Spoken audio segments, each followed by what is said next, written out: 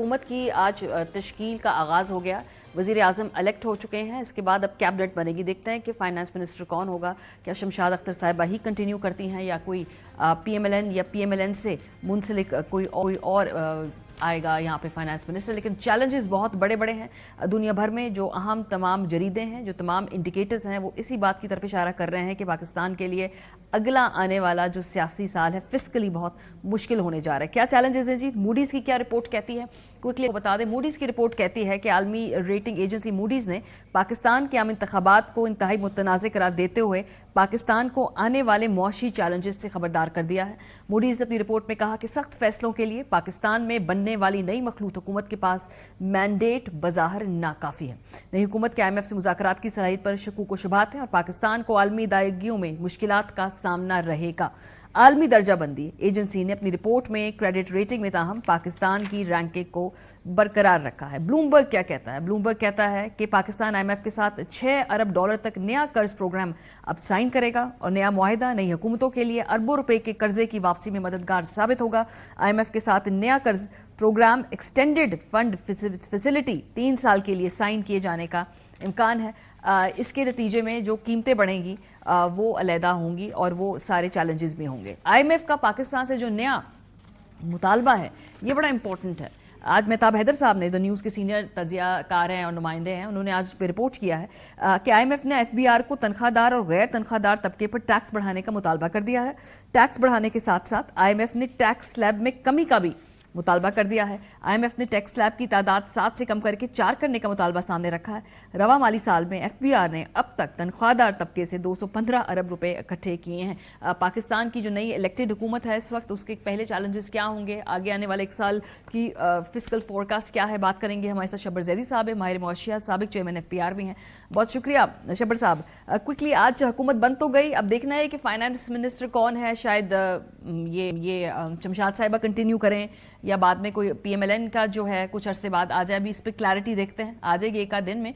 लेकिन सर बड़े बड़े 2-3 इस वक्त इमीडिएट क्या चैलेंजेस हैं? बिस्मिल्लाहिर्रहमानिर्रहीम। मारिया, बहुत शुक्रिया, आपने मुझे मौका दिया।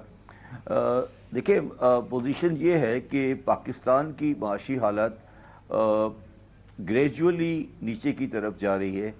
कोई ऐसा इंडिकेटर नहीं है जो पिछले तकरीबन 2 साल से पाकिस्तान में इम्प्रूव हुआ है, और अफसोस से ये कहना पड़ता है कि कोई ऐसा आगे आने वाला पोजीशन भी नहीं है। पहले मैं इसको सियासी तौर पे क्लियर कर दूं कि देखिए, जो गवर्नमेंट बनी है ये एक माइनॉरिटी गवर्नमेंट है और इसको पीपल्स पार्टी को और MQM को और लोगों को साथ लेके चलना पड़ेगा। उन्होंने PDM के गवर्नमेंट के दौरान अपना बहुत बड़ा सियासी नुकसान किया है, जिसकी वजह से उन्होंने बहुत बड़ा डिफरेंट रिजल्ट उनको मिला है। तो अब ये गवर्नमेंट एक दोराहे पे खड़ी है। अब जो फैसले करने हैं वो ऐसे हैं जो इनको सियासी नुकसान देगा मगर पाकिस्तान को फ़ायदा देगा। तो ये अब हमें ये देखना है कि क्या वो गवर्नमेंट वो फैसले कर सकेगी, करना चाहेगी।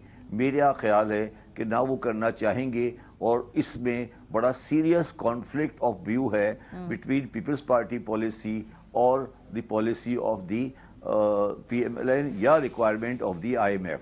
मसलन मिसाल देता हूँ मैं कि पीपल्स पार्टी ये कहती है कि प्राइवेटाइजेशन नहीं होनी चाहिए उस शक्ल में जिस शक्ल में IMF कह रहा है, जबकि PMLN की पोजीशन मुख्तलिफ है।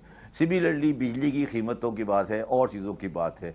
तो ये जो आपने एक चीज़ बनाई है, आज गवर्नमेंट बनाई है, ये मुझे माशी और सियासी तौर पर चलती हुई नज़र नहीं आ रही।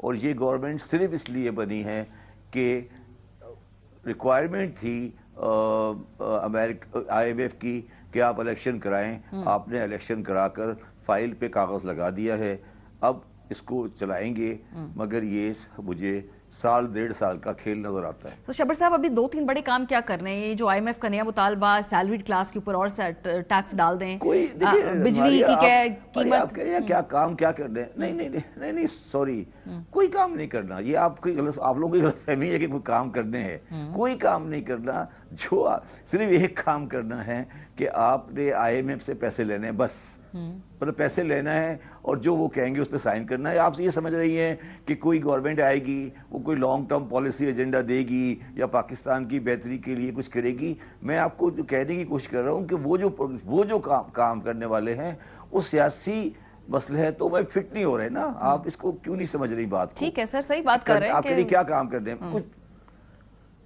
جی ہاں, بجلی کی قیمت, گیس کی قیمت یہ بڑھانا پڑے گی نا, یہ بڑھانا آسان نہیں ہے, یہ بڑا اس کا سیاسی نقصان ہے. تو میرا خیال ہے یہ بڑھانا یہ گورنمنٹ نے تھوڑی کرنا ہے, یہ تو آئی ایم ایف پروگرام کی شرط ہوگی نا. جی میرا مقصد ہے کرنے والی بات نہیں ہے. کرنا تو وہ ہوتا ہے نا آدمی کو, جو آدمی اپنی مرضی سے کر رہا ہو.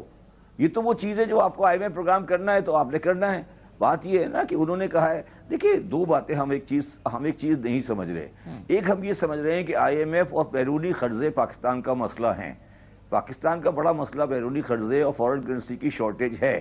مگر ہم یہ کیوں نہیں سمجھ رہے کہ پاکستان کے جو اندرونی روپی اکاؤنٹ ہے وہ بھی آؤٹ آف بیلنس ہو چکا ہے. مطلب مثال میں آپ کو دیتا ہوں کہ پاکستان اگر تقریباً اس وقت 10 سے 11,000 بلین روپیز کا ریونیو کلیکٹ کرے گا اور اس میں سے 8,500 یا 9,000 بلین روپیز صرف سود کی شرح پر دے دے گا, سود کی شکل میں دے دے گا, تو آپ مجھے یہ بتائیے کہ جب یہ اتنا بڑا فسکل اکاؤنٹ ڈیفیسٹ آ رہا ہے تو آئی ایم ایف انہیں کیا کہے گا؟ آپ کو یہ کہا کہ آپ ریونیوز بڑھائیں, اور ریونیو بڑھانے کے لیے آپ کے پاس اب اسپیس نہیں ہے. تو آپ مجھے یہ بتا دیں کہ ہم کیا چیز کی طرف دیکھ رہے ہیں جو کسی بھی آدمی کے لیے پاسبل ہوگی. بدقسمت آدمی ہوگا جو جا کے کیو بلاک میں بیٹھے گا. سر لیکن اس وقت وہی دیکھ رہے ہیں نا کہ شروع میں بیٹھنے کے اوپر بھی پہلے آپ والی صورتحال تھی. بہرحال حکومت بن تو گئی ہے, جس کے پاس پہلی حکومت سے زیادہ ان پاپولر ہے یہ گورنمنٹ. پچھلے 18 ماہ میں تو پھر بھی کچھ فیصلے کر لیے ہیں, اور ابھی تو فوراً آئی ایم ایف کے پاس جانا ہی جانا ہوگا نا. ان کے پاس یہ چوائس تو نہیں ہے نا, کیونکہ پہلے تو کچھ مہینے انتظار کیا, پھر آئی ایم ایف کے ساتھ. ماریا دیکھو, تم لوگ ایک بات کرتے رہتے ہو کہ آئی ایم ایف کے پاس جانا ہوگا. اب اس سوال کو چھوڑ دیں, اس سوال کو کرنا بند کر دیں. یہ مجبوری ہے. یہ میں نے کل بھی ایک پروگرام میں کہا تھا کہ آئی ایم ایف کے پاس آپ نہیں جائیں گے تو وہ خود آئے گا, کیونکہ آئی ایم ایف کو آپ سے 7.5 بلین واپس لینا ہے. اگر آئی ایم ایف کے پاس آپ نہیں گئے تو آپ ڈیفالٹ میں چلے جائیں گے, ان کا پیسہ بھی ضائع ہو جائے گا. آپ اس بات کو کیوں نہیں سمجھ رہے بات کو؟ آئی ایم ایف کے پاس جانا نہیں جانا اب یہ آپشن والی بات نہیں ہے. یہ صرف یہ دیکھنا ہے کہ آئی ایم ایف کی ٹرمز کیا ہوں گی. اور دیکھو, میں نے کل بھی ایک پروگرام میں یہ بات کہی تھی کہ آئی ایم ایف کسی ملک کی معاشی بحالی کا پروگرام پریزنٹ نہیں کرتا, نہ یہ ان کی ذمہ داری ہے.